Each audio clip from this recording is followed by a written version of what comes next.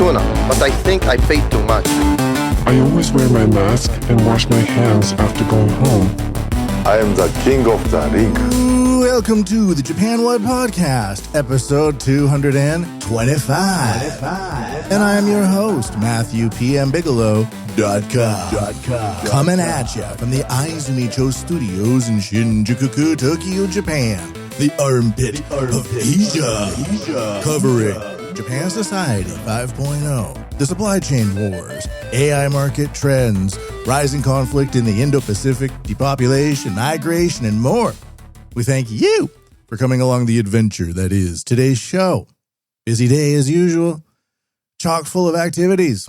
Today what we're going to be covering on the podcast is this, we're going to go beyond the facts of this African hometown controversy. That'll be that. And I'm not just going to go, this is happening and people are going blah, blah, blah. I got quite the thing planned up for that. We're also going to be covering some stable coins. I haven't really done a lot of stablecoin coverage, but this is like the next phase of crypto. Now that everybody got scammed out of crypto, the government's coming in to save us. I'm from the government and I'm here to save you from crypto with more of the same. What do you think about our fiscal sustainability projects? Pretty good? No, you hate them? Well, we're just going to make it stable coins now. And then finally, the third article for today is going to be what's going on in Japan's large language model growth domestically. There's been a bit of scuttlebutt. It's just kind of an overview and a cover. So those are the three things for today. Let's begin. I think I'm going to put the first one here. The title is Japan's Africa Hometown Initiative, Beyond the Controversy, Beyond the Facts even. So I'm going to do a trifecta here of this one. High. Or not high. The fourth industrial revolution will enable us to create a new society. Artificial intelligence will transform the big data collected through the Internet of Things into new wisdom. Society 5.0.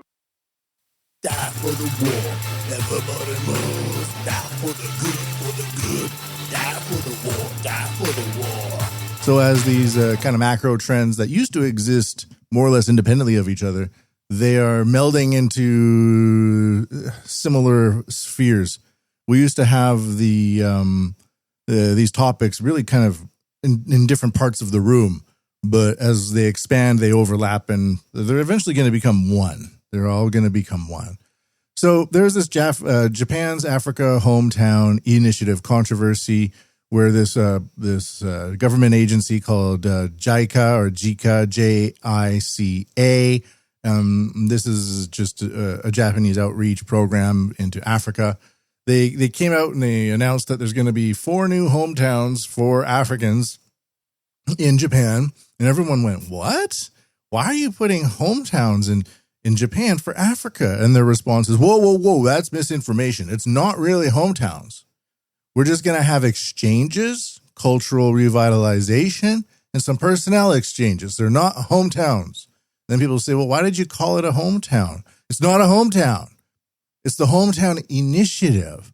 It's like a plan that we use the word hometown for. But if you say it's a hometown, then that's fake news. But we say it because it's in the title of our program.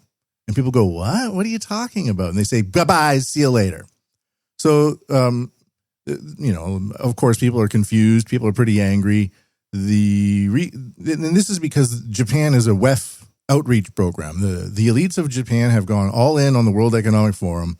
This happened with Kishida, with his Prime Minister Kishida's plan to do capitalism 2.0 or new capitalism, which is just a rebranding of the Fourth Industrial Revolution with a great reset, more or less, from Klaus Schwab's World Economic Forum policies. And before Kishida and all them, we had Prime Minister Abe, and he was interfacing with the World Economic Forum, but also keeping in mind an individualistic path for Japan moving forward into the future. But now that he was killed and his faction and government has been dismantled, and sort of their historical relevance inside of the party has been shunted, molted. A new kind of existence is occurring, like an insect shedding its skin and becoming something else. And this involves where the Japan government is going. So if you look at the JICA website and you go and read some of their articles before the controversy happened, it's full of global citizens. And Japan has now been graduating from its universities for about the past 8 years or so, really actively from its top tier universities, including, but not limited to, Todai, Tokyo University, and other universities such as Sophia. It's a Jesuit origins kind of Catholic Christian background school in Yotsuya here, not too far from me. I go past it just to look at the signage. And the signage outside is always like, global concerned citizens, be a global citizen and all this. And I mentioned Sophia University and Todai because the graduates from Todai, by and large, go on to rule the management side of corporations. And the graduates from Sophia University, by and large, kind of go on to become the heads of human resources departments throughout Japan. So these two these two synonymous education centers have made massive shifts and are now very much interested in the new way of thinking, the global citizen, the minority rights, the people are just people. There is no such thing as country. Countries are just places where people go. This neoliberalism, pathological approach to looking at life.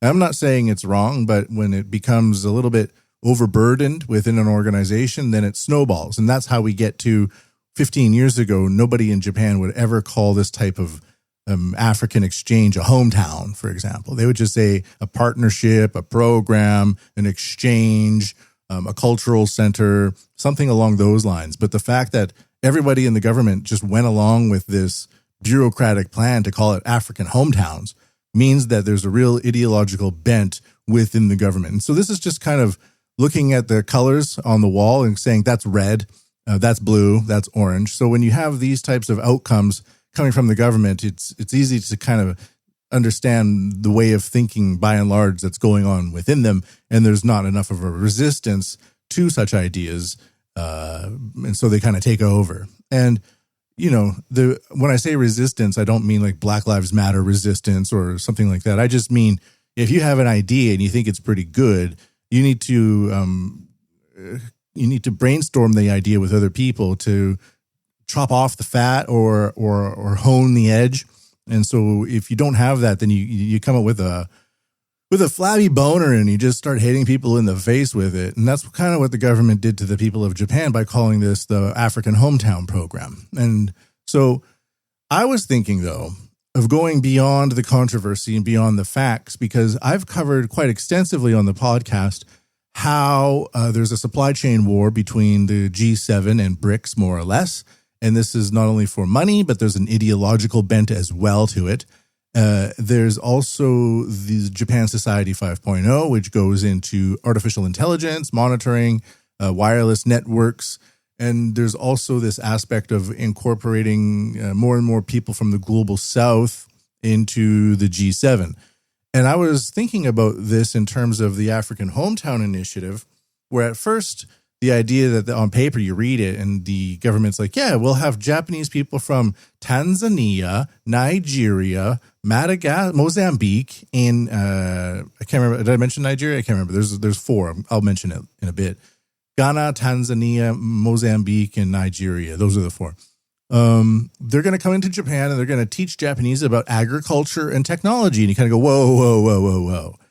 There might be plenty of good reasons for an exchange, but we don't really need people from Nigeria coming to Japan to teach Japanese about technology and agriculture. We just really don't. That's not a $5.5 billion program or exchange. So people kind of look at this and go, what? A hometown for agriculture? And then it says to revitalize depopulating areas, we're just going to drop a bunch of Africans in your town. They go, wait a minute. Are you trying to repopulate us? Is this a replacement program? And the government says, no, it's not a hometown. It's not a replacement program. That's misinformation. we just calling it a hometown, but really it's an exchange. And they go, for what? Technology, agriculture, and local revitalization. They can say, what do you mean? And they say, that's enough, go away. So everybody's angry. But I want to steer away from that. That's a very deep gravity well. And it's easy to just get caught in its orbit and look at it and laugh and go, what a bunch of idiots. Hey, you're running this place really poorly, guys. Do it harder. Yeah, try again, but do it even more. Don't reflect on the mistakes. Insist they weren't mistakes, and you just got to do more of it later and convince people that it's good. But we're going to go into this idea of, is this Japan being used as a face for the G7 to go into Africa and kind of claim territory against the expansion of BRICS in Africa, Russia, and especially China. And this is an article, and I put it together with Grok. And I just didn't say Grok write this article. The Grok is Twitter's or X's large language model. I spent hours going back and forth, get the general ideas, and then cut it out. And then I go just by myself and edit a lot of it out. Most of it's garbage, but it just gets the ball rolling. And I don't have enough time on my hands because I've had 3 kids in the past 5 years. So I'm going to cheat a little bit because it's not a test, it's a podcast. And I'm interested in using this technology anyways to see its shortcomings and where it's succeeding and excelling and continuing to excel. It's good at actually compiling information from factual databases if you tell it to, but it's not good at correlating ideas, and it's not good at humor. Sometimes it's okay, but it's also forced.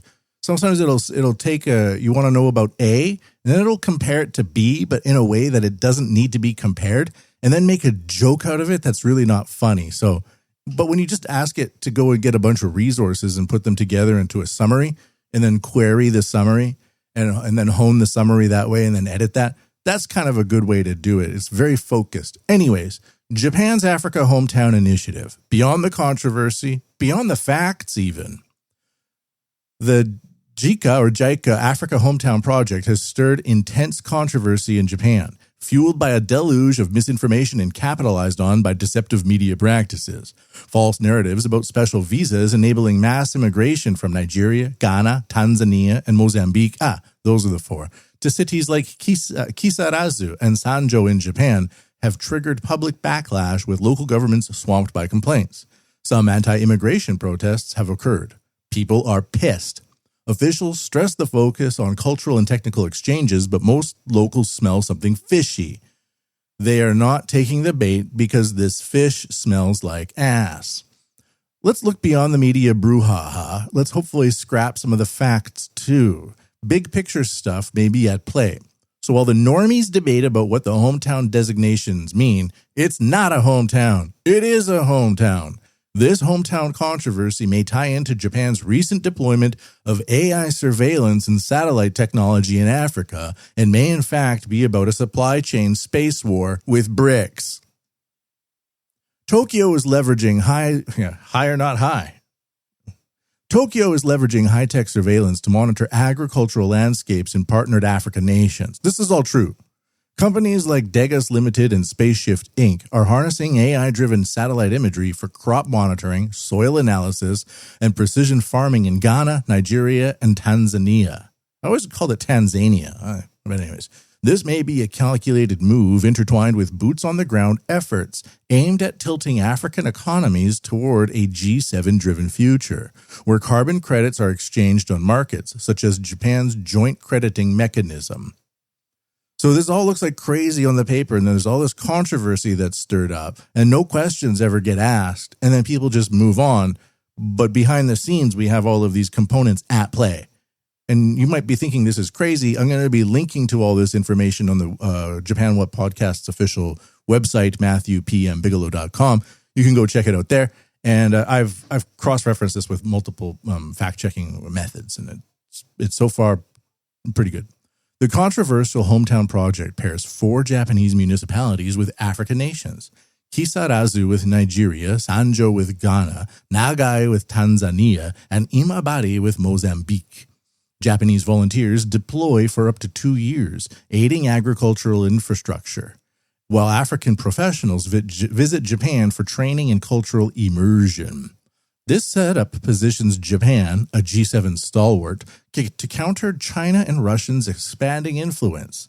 Beijing's Belt and Road Initiative floods Africa with infrastructure loans and projects, like train networks, while Moscow secures footholds through arms and resource deals, aligning the continent with BRICS. Japan's $5.5 billion pledge in 2025 frames it as a sustainable alternative, but the real agenda could be a G7-aligned, carbon-centric economic order. Japan could send volunteers to African countries to gather on-the-ground information and observations. Their reports could then be compared with data collected by AI and satellites, helping to verify whether the local situation matches what remote systems are detecting. For example, in Ghana, Degas Limited is running a $100 million project that uses AI satellite technology to support 86,000 farmers, improving incomes through precision agriculture. Nigeria sees Spaceshift Inc.'s radar satellites enabling crop monitoring and microfinance, while Tanzania's 1,700 hectares benefit from AAIC Partners' satellite IoT integration. While Mozambique is not part of these projects, once the systems are running, it primes Mozambique as territory for further testing and potential recruitment. This data synergy may be a plan to tether African agriculture to Japan's carbon credit market, an important cornerstone of the G7's utopian sustainable vision. Japan's Africa Hometown strategy may in future attempt to embed these nations in a G7 economic framework driven by carbon credits, a system struggling to attract investors yet aggressively pushed as the future, the carbon credit market, that is. Tanzania's rice paddies may implement Green Carbon Inc.'s alternative wetting and drying under the joint crediting mechanism. This could cut methane or methane emissions by 30 to 50% and potentially generate credits for Japan's market. Ghana and Nigeria's precision farming, reducing fertilizer use, may also feed this carbon economy. By engaging African economists in exchanges, Japan may pitch its carbon market as a gold mine, hoping to lure investment into a sustainable system that's more ideological than proven. It could be luring investment, but it could be luring partnerships, right? This shift towards G7 alignment risks pulling these nations away from BRICS, potentially at their own peril, though. This is not Africa's first dealings with colonial adventurism. Past risks include investments in lofty G7 projects that promise prosperity but often vanish, leaving Africa with debts and unfulfilled dreams. Regarding these AI satellite programs, while most certainly innovative, they could morph into technocratic tools for distant organizations to monitor and exploit African resources autonomously, prioritizing centralized G7 interests over local benefits, automated exploitation from space. Hosting Africans in Japanese hometowns could amplify this agenda. In places like Nagai, Japan, workshops may showcase Japan's World Economic Forum-inspired Society 5.0, a technocratic paradise of AI-infused sustainability. This could potentially align them with Japan's non-BRICS stance. Japan's nice country image, untainted by colonial baggage, makes it a compelling G7 envoy in the supply chain wars, offering tech-driven partnerships against China's infrastructure grip and Russia's resource plays. This Africa hometown controversy might be a stepping stone in a much wider geopolitical long game. Use exchanges to gain access to African economies, validate and boost AI satellite data, and sell an unproven G7 carbon credit system. While potentially countering BRICS, these complex moves risk leaving Africa's investments blowing in the wind, while fueling the technocratic dreams of a distant, centralized elite in charge of AI satellites automating data harvesting for their green revolutions. To such a cabal with such dreams, the donation of a few hometowns equals peanuts. Your hometown might not be thinking of the ultimate technocratic Fabian suicide cult, but the ultimate technocratic Fabian suicide cult might be thinking of your hometown. High or not high? I'll leave it to you. Links include JICA's Africa Hometown Project sparks misinformation storm in Japan. Japan pledges $5.5 billion at TICAD 9 to bolster African development. Degas Limited's $100 million push for AI-powered agriculture in Ghana. Spaceshift Inc. enhances Nigerian farming with AI and satellite data. Tanzania's rice paddies cut emissions with Japan's JCM support. China's Belt and Road in Africa, debt trap or development, and on it goes. So the idea here that, usually with a connect the dots puzzle, you follow 1, 2, 3, 4, 5, 6, 7, 8, 9, 10, and then you get a star, something like that. So I'm kind of connecting dots here my own way.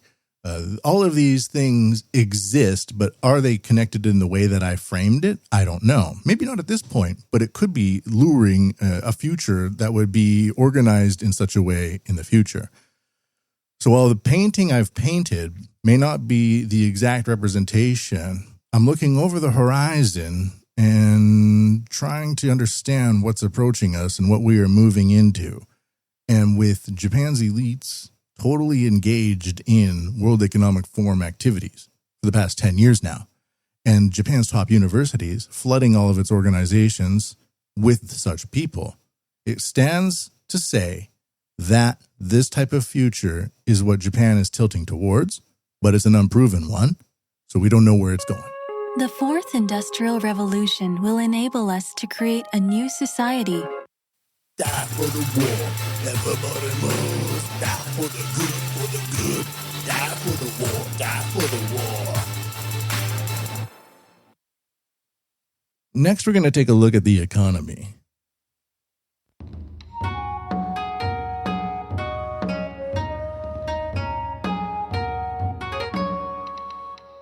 Stablecoins.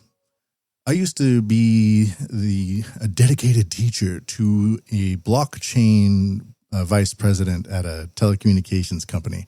Part of my job was to research blockchain on a weekly basis and compile reports for studying English about trends in blockchain and usage of blockchain, where the competitors are in blockchain. So it was a market approach because it had to be business related. So it was business and markets regarding blockchain and cryptocurrencies and how smart contracts could be used in the technological applications. So I became very familiar with blockchain and a lot of cryptocurrencies because of the scams at the time, and this company was trying to implement its own payment systems, and it was a pretty big thing. But since then, I haven't really paid much attention to crypto. I think most of it's a scam.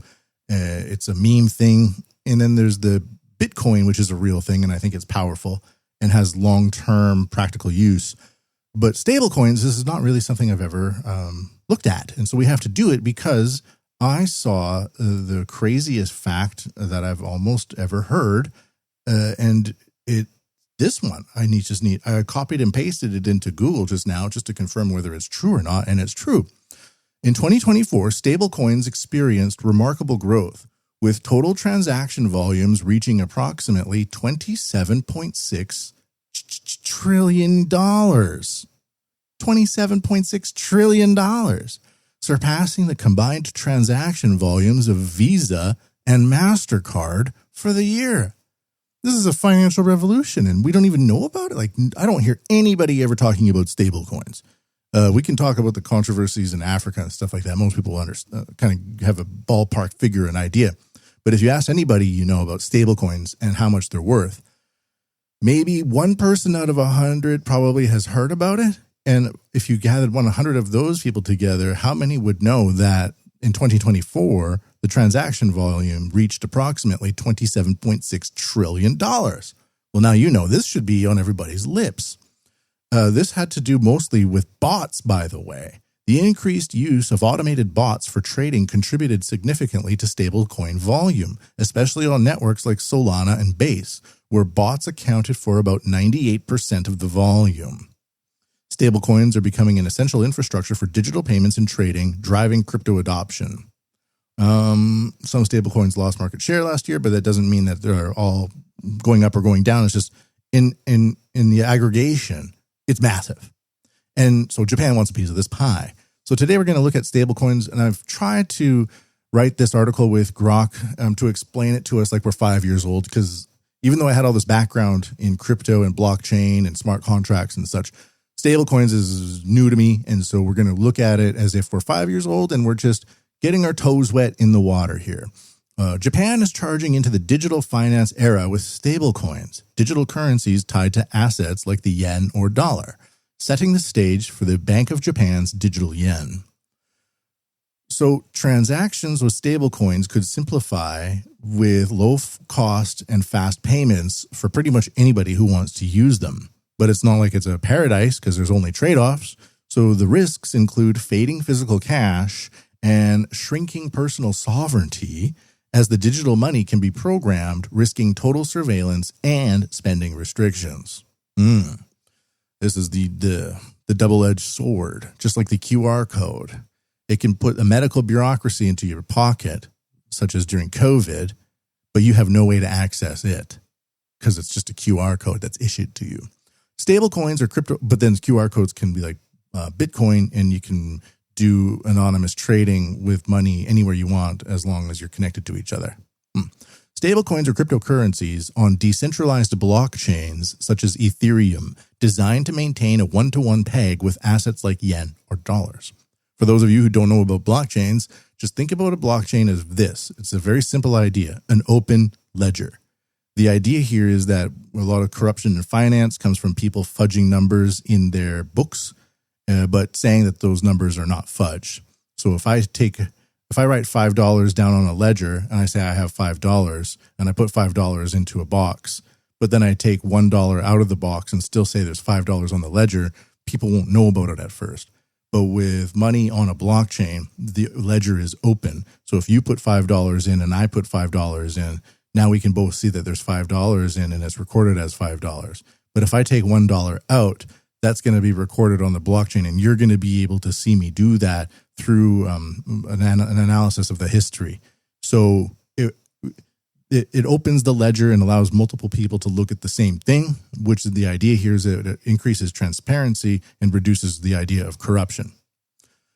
A yen-backed stablecoin can be thought of as a digital yen on a blockchain, backed by real yen in a bank vault or secure financial reserve. These tokens enable direct, global peer-to-peer transfers and can use smart contracts to automate tasks like instant supplier payments. This varies from traditional payments in Japan. Stablecoins could cut out middlemen, enabling direct transfers with fees up to 80% lower than bank transactions, settling in seconds. For example, you could use a yen-backed stablecoin to pay for some snacks, anime merch, or concert tickets from anywhere in the world. Seamless transactions across borders. You wouldn't have to do bank transfers and deal with bureaucracy or limitations on how much money you could spend or send depending on where you are. It just send it. In addition, smart contracts could enable automated business payments, such as a cafe instantly paying its coffee bean supplier upon delivery confirmation, bypassing endless reams of paperwork and not hiring people to do that.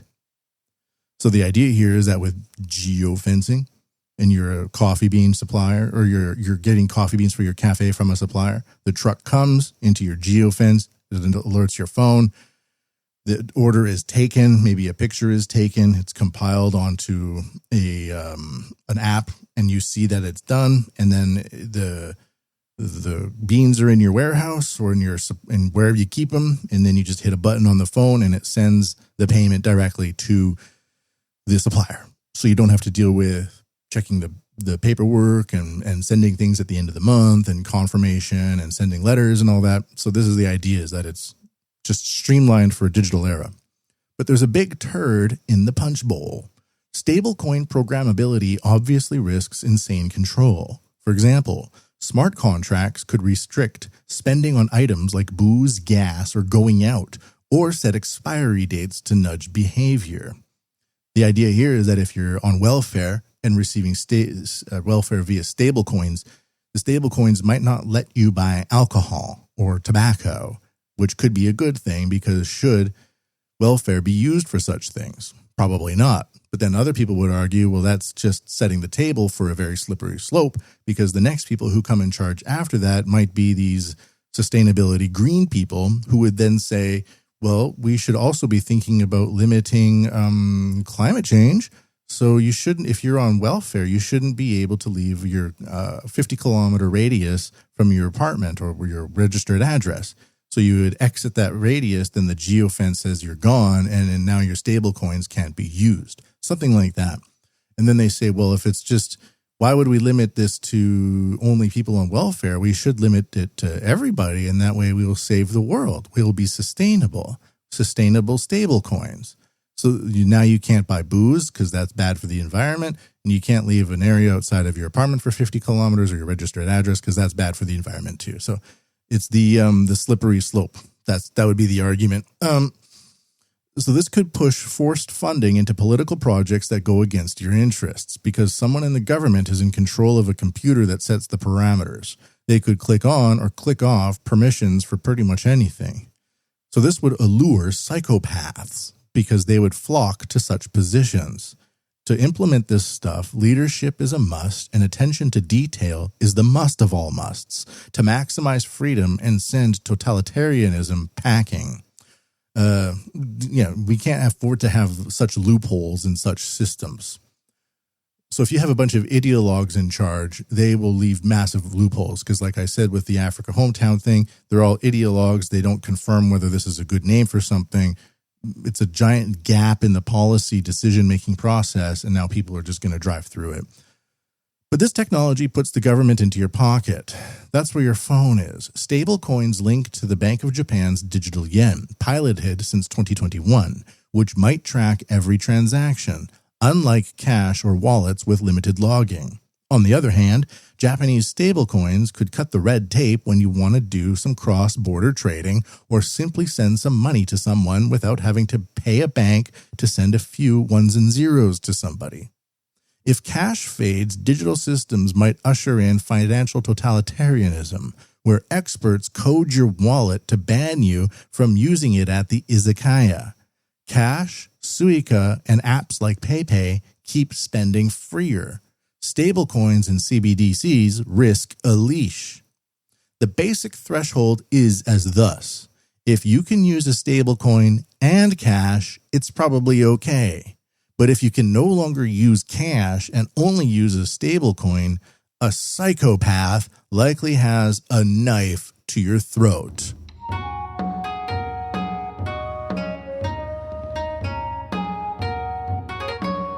My argument against the Chinese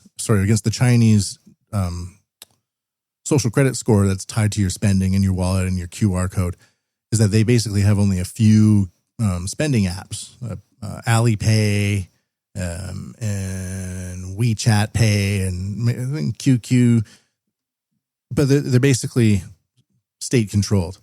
So the state can now really understand what you're doing and limit your purchasing. This was done during COVID in China as well, where if your code turned red, then they would lock up your account and you couldn't go anywhere and stuff like that. But if we have the yes and approach, then it dissolves the totalitarianism. So if we can use cash and apps and CBDCs, so if I'm out and about and I just want to use cash for my daily spend, that's great. But if I'm also managing a small network of cafes, maybe I just want to send stable coins to the suppliers because I really don't care if people know about it because of the convenience it gives me. So you could shroud your personal spending from prying eyes with cash, and then with your business interactions, use the stable coins to facilitate just a smoother business operations on the whole. That would be the yes and approach, and the way that we would deter totalitarianism from taking over. We're going to shift back into Japan Society 5.0. The Fourth Industrial Revolution will enable us to create a new society. Artificial intelligence will transform the big data collected through the Internet of Things into new wisdom. Society 5.0, a technology-based, human-centered society. The Fourth Industrial Revolution will raise our standard of living and solve various challenges we face. It will, for example, free us from the stress of driving, allowing us to safely visit anyone, anytime. we will have access to the latest medical advancements at a low cost, no matter where we are. AI and robots will enhance human ability and expand our infinite possibilities, helping us enjoy more fulfilling lives. Society 5.0 for the betterment of human lives. Yeah, sure. That's like a 2016, 2017 jingle. A lot of it just simply has not come true, except for the surveillance aspect to it. So kind of get a little skeptical hearing it year after year, day after day. Let's take a look now at the last one. And this is just an overview of Japan's homegrown large language models. I've been saying on the podcast for a few years now that one issue with Japan's tech development is that they do hardware very well, but not software. And as such, they're importing more and more software. But as software becomes more important than before, Japan risks kind of being at a having the short end of the stick in terms of international negotiations or importing cultures and values that are embedded in large language models or AI intelligence services from other countries and other people programming it into their own systems. So you would, in fact, be letting like Indian values into your system if it's an Indian coding the large language model, or if the large language model is scraping Indian data sources and stuff like that, which might be good, which might be bad. But if you don't know about it, then suddenly you realize the way the machines are operating are not in line with your values, but are in line with somebody else's. But that's kind of changing. Japan's homegrown large language models charting a path against big tech. Well, okay, thank you.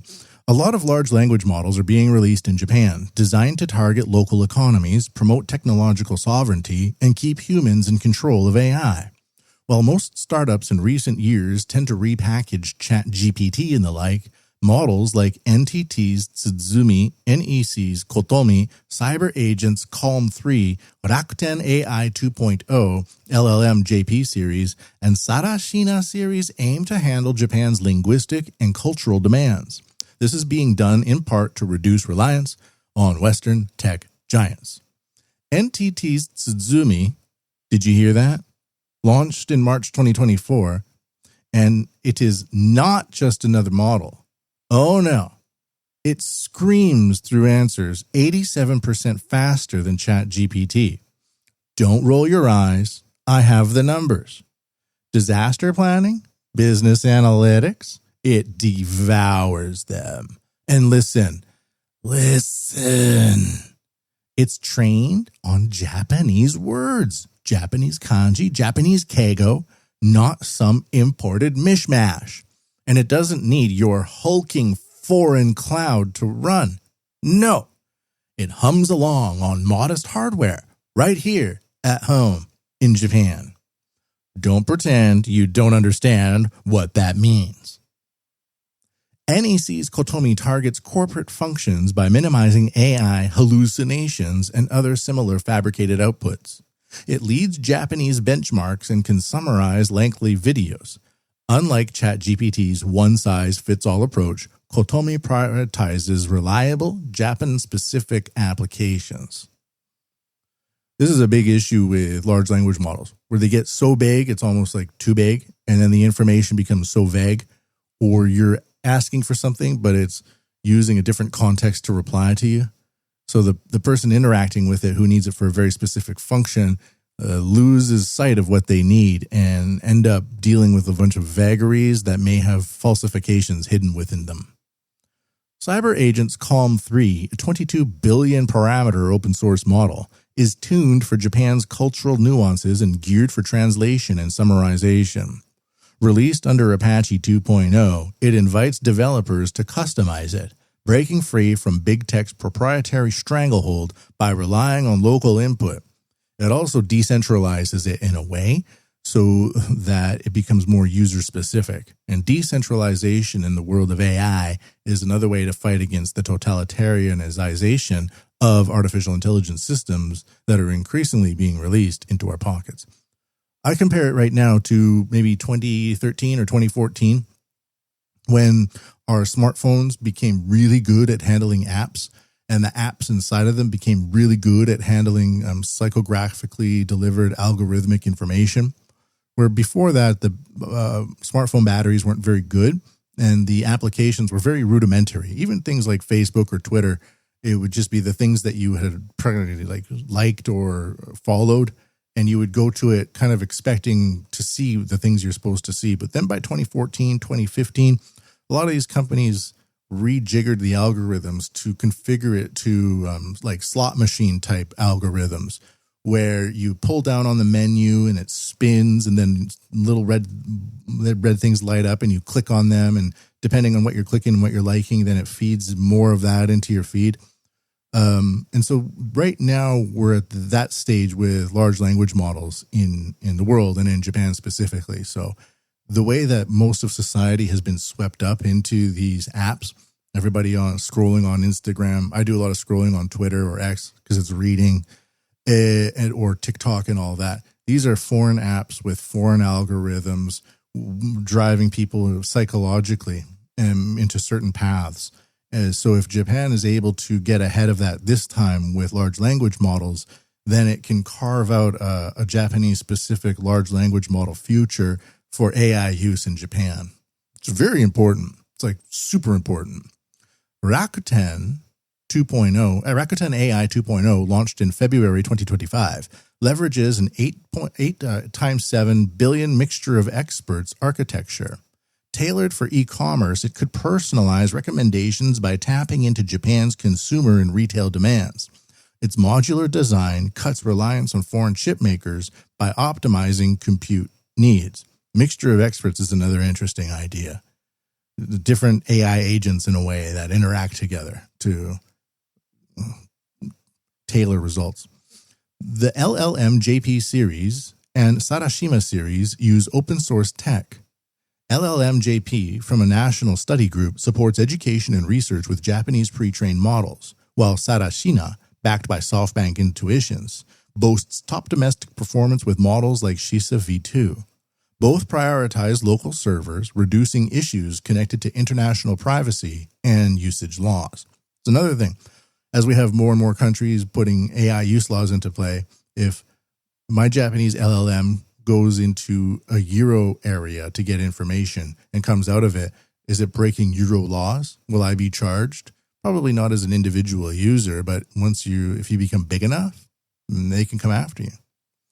These large language models could appeal to Japanese users for their ability to handle complex scripts, cultural idioms, and strict privacy laws, potentially helping businesses and developers to operate independently of big gaijin tech. For example, Nikkei's large language model, the newspaper Nikkei, embeds in news articles to further reader interaction. And SoftBank's efforts trace back to a 2023 push against English-centric AI. Japan's AI scene might not be used by the rest of the world, but it's putting AI tools into Japanese hands, made by Japan, in Japan, for Japan. Another notable company doing this is Sakana AI.